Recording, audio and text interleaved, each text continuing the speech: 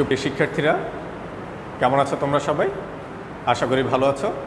Online Bangla দ্বিতীয় পত্র ক্লাসে তোমাদের সবাইকে স্বাগত জানাচ্ছি। আমি তোমাদের মোবাশ্বের স্যার। আজকে আমরা আলোচনার বিষয়টা তোমাদেরকে একটু পরে বলছি, তার আগে একটু কথা বলি। একবার একটা ক্লাসে আমি জিজ্ঞাসা করলাম, তোমরা ধ্বনি সম্পর্কে জানো? তখন একজন স্টুডেন্ট বলল, স্যার চিনি তো আমি। বললাম, কীভাবে চিনো? বলল, টেলিভিশনে দেখেছি, ভারতের ক্রিকেট প্লেয়ার মহেন্দ্র সিং ধোনি। আমি বললাম, না, ওই ধ্বনি না, ব্যাকরণেও আমাদের ধ্বনি আছে। কেমন? সেটা হলো ধ্বনি, ধয় ব নয় রসিকা, ধ্বনি। কেমন? আজকে আমরা আলোচনা করব ব্যাকরণের এই আলোচিত অংশ ধ্বনি নিয়ে। তোমরা নিশ্চয়ই বুঝতে পেরেছ ধ্বনি কি যদি প্রশ্ন করা হয়। কেমন? তাহলে তোমরা কি উত্তর দিবে? আমাদের বাসায়, ধরো আমাদের বাসায় কেউ এসছে, আমরা বাসার ভেতরে, তখন কেউ কলিং বেল বাজালো, আমরা গিয়ে কিন্তু দরজা খুলে দিই। আবার রিক্সাওয়ালা যখন রিক্সা চালায় তখন কি করে, টিংটাং বেল দেয়। সেই বেলের শব্দ শুনে কেউ কিন্তু কি করছে, ব্রেক কেটে পাশে জায়গা করে দিচ্ছে। এগুলোকে কি আমরা ধ্বনি বলবো কিনা? কেমন? এগুলোকে কিন্তু আমরা ধ্বনি বলবো না। ব্যাকরণের ভাষায় যদি ধ্বনি বলতে হয় তাহলে ধ্বনির কিছু বৈশিষ্ট্য থাকতে হবে। ধ্বনির দুইটা বৈশিষ্ট্য আমরা মনে রাখব। ধ্বনির দুইটা বৈশিষ্ট্য: এক, মুখ নিঃসৃত হতে হবে। মুখ নিঃসৃত আওয়াজ, মুখ নিঃসৃত আওয়াজ হতে হবে এবং অর্থপূর্ণ হতে হবে, অর্থবোধক বা অর্থপূর্ণ হতে হবে। তাহলে কি থাকতে হবে? এক, আমাদের মুখ নিঃসৃত ভাবে মুখ থেকে বের হতে হবে আওয়াজটা। দুই নাম্বার, এর অর্থ থাকতে হবে। এই দুইটা বৈশিষ্ট্য যদি না হয় তাহলে তাকে আমরা কি করতে পারবো না, ধ্বনি বলতে পারবো না। তাহলে আমরা কিভাবে বলতে পারি সংজ্ঞাটা আমরা এভাবে বলতে পারি: মুখবিহ্বর থেকে উচ্চারিত অর্থবোধক আওয়াজকে ধ্বনি বলে। মুখ নিঃসৃত অর্থবোধক আওয়াজকে ধ্বনি বলে। কেমন? তাহলে এটা আমরা আরো একভাবে বলতে পারি, কোনো ভাষার উচ্চারণের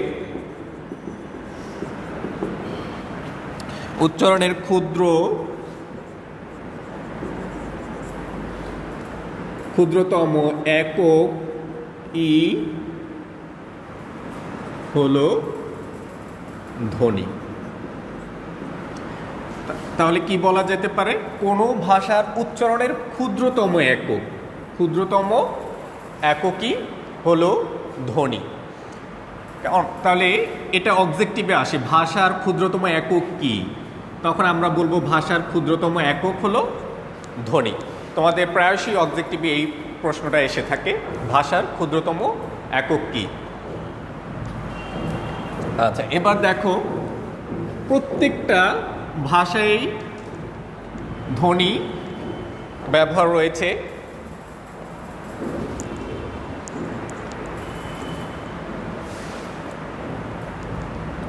এবার আসি আমরা ধ্বনি কত প্রকার।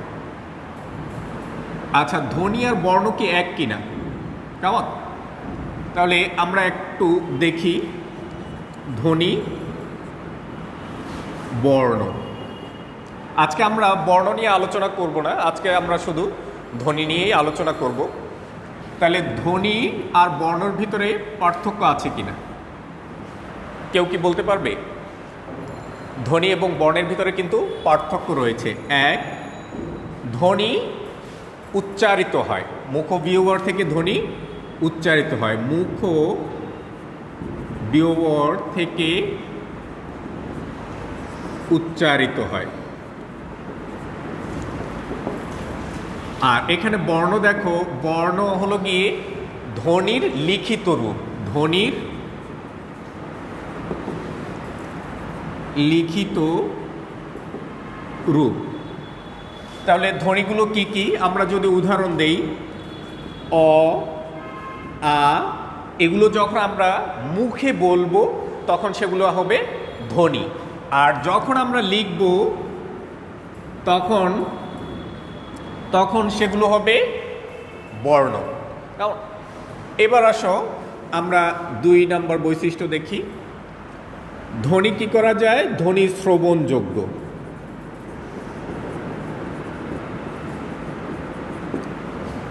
অর্থাৎ ধ্বনি কি করা যায়? কানে শোনা যায়, কিন্তু বর্ণ কানে শোনা যায় না। বর্ণ কি করা হয়? বর্ণ যেহেতু লেখা, তার মানে বর্ণ দেখা যায়, বর্ণ দেখা যায়। আচ্ছা, তাহলে 3 নম্বরে আসো। ধ্বনিগুলো কি হয়? ধ্বনিগুলোর নির্দিষ্ট উচ্চারণের স্থান আছে। ধ্বনিগুলোর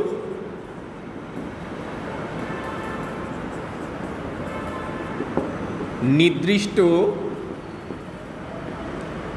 উচ্চারণের স্থান আছে। আর 3 নম্বর দেখো, বর্ণগুলো কি হয়? বর্ণগুলোর নির্দিষ্ট আকার বা আকৃতি আছে। বর্ণগুলো নির্দিষ্ট আকার বা আকৃতিতে লেখা হয় বা লেখা যায়। এই পার্থক্যগুলো আমরা মনে রাখব। তাহলে আমরা বর্ণ আর ধ্বনির ভিতরে যে পার্থক্যগুলো বা বর্ণ কোনটা ধ্বনি কোনটা আশা করি বুঝতে পারব। আমি আবার বলছি, ধ্বনি মুখ বিয়োবর থেকে উচ্চারিত হয়, আর ধ্বনির লিখিত রূপ হলো গিয়ে বর্ণ। কেমন? ধ্বনি শ্রবণযোগ্য, শোনা যায়, বর্ণ দেখা যায়।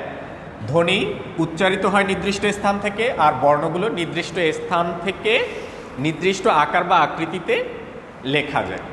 আচ্ছা, এবার আসো আমরা দেখি ধ্বনির প্রকারভেদ নিয়ে আমরা আলোচনা করব।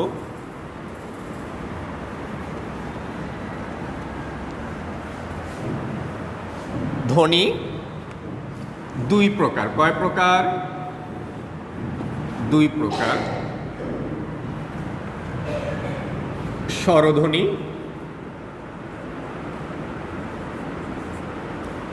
ব্যঞ্জন ধ্বনি। স্বরধ্বনি এবং ব্যঞ্জন ধ্বনি। আচ্ছা, তাহলে স্বরধ্বনি কাকে বলে? কেমন? এবং ব্যঞ্জন ধ্বনি কাকে বলে? তাহলে যে ধ্বনিগুলো মুখ বিয়োবরের কোথাও বাধাপ্রাপ্ত না হয়ে স্বাধীনভাবে উচ্চারিত হয় তাকে আমরা স্বরধ্বনি বলবো। 1 নম্বর স্বরধ্বনির বৈশিষ্ট্য, মুখ বিয়োবরের কোথাও বাধাপ্রাপ্ত হয় না।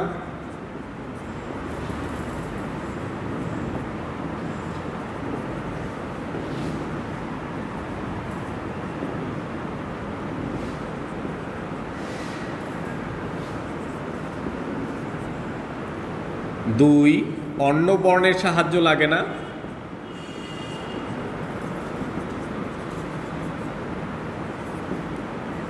লাগে না, নিজে নিজে উচ্চারিত হতে পারে এবং স্বাধীন বর্ণ। এই বর্ণগুলো স্বাধীন। তাহলে আমরা এইখান থেকে বলতে পারি, সংজ্ঞাটা দিতে পারি, যে ধ্বনিগুলো মুখ বিয়োবরের কোথাও বাধাপ্রাপ্ত না হয়ে নিজে নিজে স্বাধীনভাবে উচ্চারিত হতে পারে তাকে আমরা কি বলবো? স্বরধ্বনি বলবো। স্বরধ্বনি অবজেক্টিভে প্রায়শই আসে। স্বরধ্বনি কয়টি? স্বরধ্বনি 11টি। মনে রাখতে হবে স্বরধ্বনি কয়টি? 11টি। আজকে আমরা স্বরধ্বনি নিয়েই শুধু আলোচনা করব, ব্যঞ্জনধ্বনি আলোচনা করব আমরা অন্য কোনো ক্লাসে। আসো স্বরধ্বনিগুলো একটু দেখি।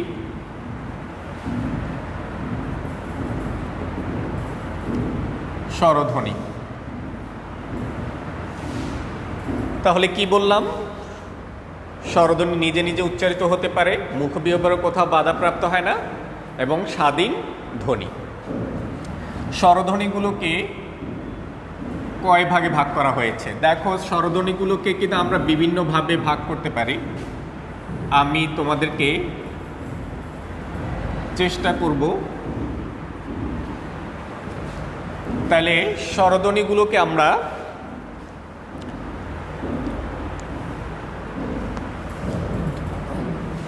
দুই ভাগে ভাগ করা হয়েছে। কেমন? গঠনগত দিক থেকে স্বরধ্বনিগুলোকে আমরা দেখি।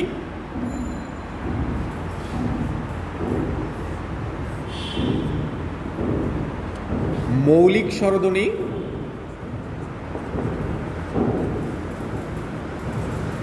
এবং যৌগিক স্বরধ্বনি। মৌলিক স্বরধ্বনি, যৌগিক স্বরধ্বনি। মৌলিক স্বরধ্বনি কোনগুলো? যে স্বরধ্বনি আমরা যারা বিজ্ঞান বই পড়েছি তারা জানে মৌলিক পদার্থ কাকে বলে। যে পদার্থগুলোকে ভাঙলে বা বিশ্লেষণ করলে অন্য কোনো পদার্থ পাওয়া যায় না, তাকে আমরা কি বলি?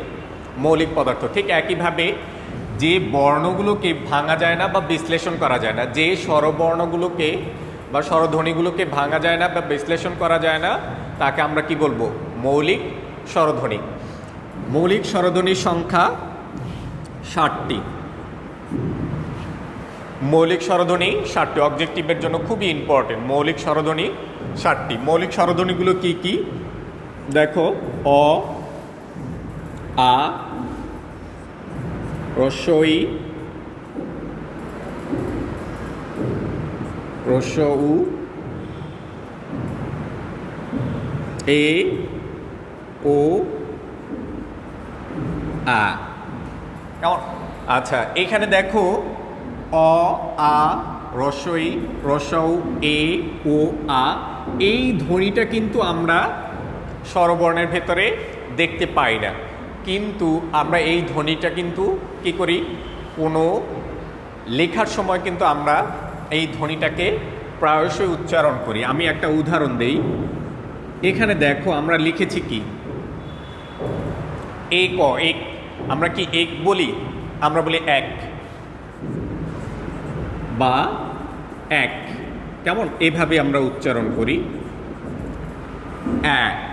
কেমন? এর জন্য এটা ইংরেজিতে দেখবা যে প্রায়শই উচ্চারিত হয়। যেমন আমরা যখন রোগীকে অ্যাম্বুলেন্সে করে নিয়ে যাওয়া হলো, তখন আমরা কি লিখি? অ্যাম্বুলেন্স। কেমন? এখানে দেখো এই ধ্বনিটা ব্যবহার হয়েছে। তাহলে আমরা মনে রাখবো মৌলিক স্বরধ্বনি 60টি। এবার আসো যৌগিক স্বরধ্বনিগুলো কি কি আমরা দেখি। যৌগিক স্বরধ্বনি আর কি, যে ধ্বনিগুলোকে ভাঙলে বা বিশ্লেষণ করলে আরও দুটি ধ্বনি পাওয়া যায়, সেগুলোকে আমরা বলবো যৌগিক স্বরধ্বনি। যৌগিক স্বরধ্বনি হলো গিয়ে দুইটি। যৌগিক স্বরধ্বনি দুইটি। কি কি? ওই এবং ও, এই দুইটা ধ্বনিকে বলা হয় যৌগিক স্বরধ্বনি। এবার আমরা এটাকে ভেঙে দেখাই কি কি ধ্বনি পাওয়া যায়। স্বর অ যোগ রসি ওই, স্বর অ যোগ হ্রস্ব ও। কেমন? তাহলে যৌগিক স্বরধ্বনি, এই যে ওইটাকে ভাঙলে আমরা কি পাচ্ছি? অ পাচ্ছি আর রসি পাচ্ছি। এই দুইটা যোগ করে কি হয়? ওই হয়েছে। আবার অ যোগ হ্রস্ব ও হয়েছে। আচ্ছা, এই যৌগিক স্বরধ্বনির কিন্তু আরও নাম আছে। দ্বিস্বর ধ্বনি, দ্বিস্বর স্বরধ্বনি, দ্বিস্বর স্বরধ্বনি। আরও একটা নাম আছে, সেটা হলো গিয়ে যুগ্ম স্বরধ্বনি।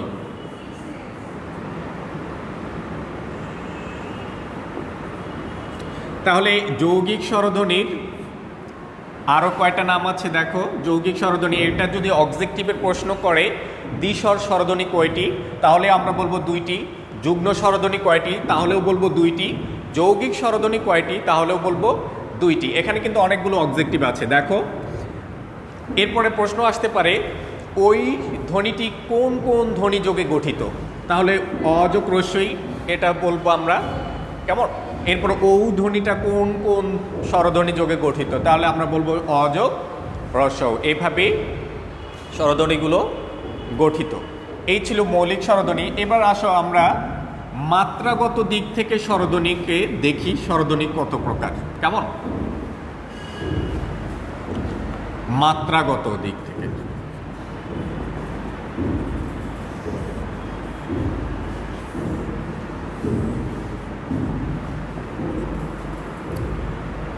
মাত্রাগত মানে আমরা যখন স্বরে আটা লিখি এর উপরে কি দেই, লম্বা একটা দাগ দেই, এটাকে বলা হয় মাত্রা। কারণ এই মাত্রার ভিত্তিতে স্বরধ্বনিগুলোকে 3 ভাগে ভাগ করা হয়েছে। দেখো কি কি, পূর্ণ মাত্রা, অর্ধমাত্রা, মাত্রাহীন। তাহলে পূর্ণমাত্রা, অর্ধমাত্রা এবং মাত্রাহীন। দেখো পূর্ণমাত্রার স্বরধ্বনিগুলো কি কি আছে বা স্বরবর্ণগুলো, স্বরে অ, আ, হ্রস্ব ই, দীর্ঘ ই, হ্রস্ব উ, দীর্ঘ উ। তাহলে কটা হলো,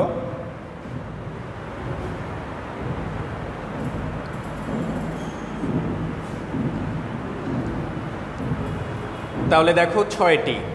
পূর্ণমাত্রার আমরা এখানে লিখে ফেলি, পূর্ণমাত্রার স্বরধ্বনি হলো গিয়ে 6টি। এরপর আসো অর্ধমাত্রার স্বরধ্বনি কি আছে, শুধুমাত্র রি ধ্বনিটাই অর্ধমাত্রা, তাহলে অর্ধমাত্রা 1টি।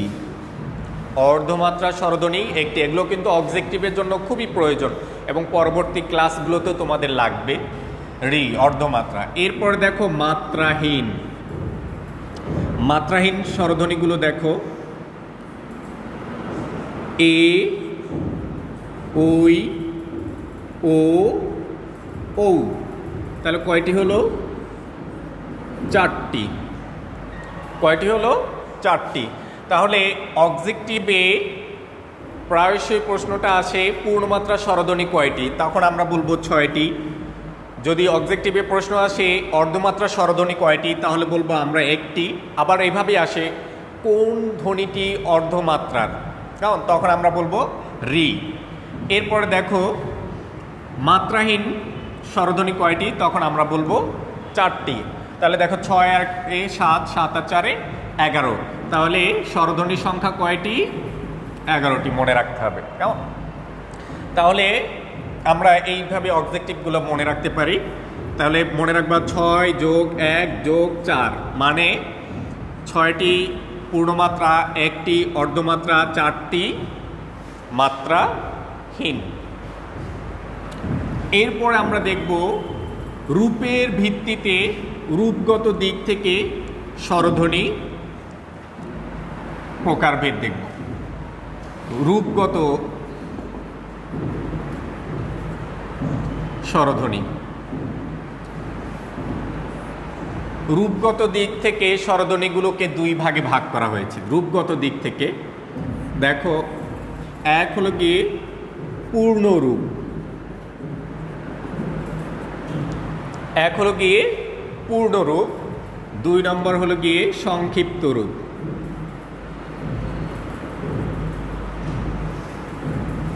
পূর্ণরূপ আর সংক্ষিপ্ত রূপ। আমরা যখন স্বরবর্ণগুলো লিখি অ, আ, হ্রস্ব ই, এগুলো দেখো, এগুলো হলো গিয়ে স্বরবর্ণের পূর্ণরূপ।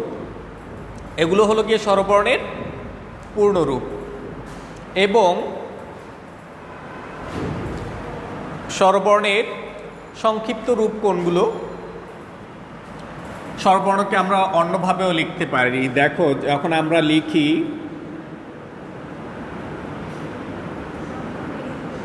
কামাল, কেমন? কয়ের পরে কি আসছে? কয়ের পরে আসছে, ময়ের পরে আসছে, এরপরে আসছে ল। এই যে কয়ের পরে যে আয়ের সংক্ষিপ্ত রূপ আকার, ময়ের পরে আসছে, তাহলে এই যে আকার দিয়েছি ল, তাহলে কামালের যে ধ্বনিটা, শব্দটা দেখো, সেখানে আমরা কি করেছি? এই যে মাঝখানে আকার ব্যবহার করেছি, এগুলো হলো গিয়ে স্বরবর্ণের সংক্ষিপ্ত রূপ। তাহলে আমরা এখানে মনে রাখবো, এক, স্বরবর্ণের সংক্ষিপ্ত রূপকে বলা হয় কার। স্বরবর্ণের সংক্ষিপ্ত রূপকে বলা হয় কার।